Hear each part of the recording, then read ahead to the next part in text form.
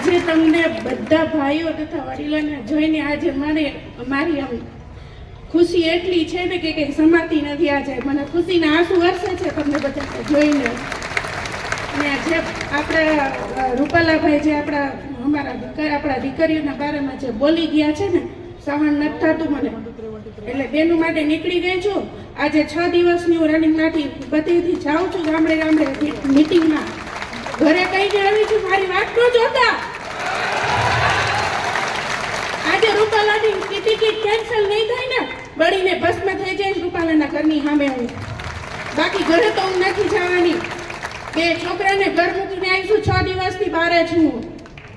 એટલે મારે આજે બધા ભાઈઓને કહેવું છે, પાછી બેની કરવાની નથી મારા ભાઈઓ.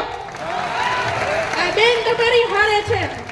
કેજો હું અહીંયા હાજર થઈ જઈશ, બલિદાન દઈ દઈશ, માથું કાપીને દઈ દઈશ, પણ મારા ભાઈઓની હારે છું.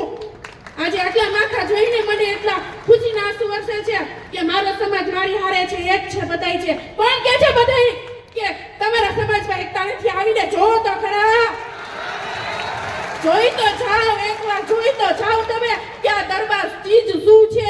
આ કોઈ જ્ઞાતિ નથી, આ એક સમાજ છે, મારો ક્ષત્રિય સમાજ છે. આ તો અમે બોલ્યા નથી ક્યાંય કે અમારા સંસ્કાર નડ્યા છે બહેનોના ને ભાઈઓના. પણ બાકી હવે ઉતરો તમે મેદાનમાં, ખબર પડે તમને કે દરબાર રાજપૂત સમાજ શું છે. હવે તમે કહી દઉં છું કે માં ભવાનીની કસમ છે, તમને પાછી બેની કરવાની થતી નથી. જય માતા.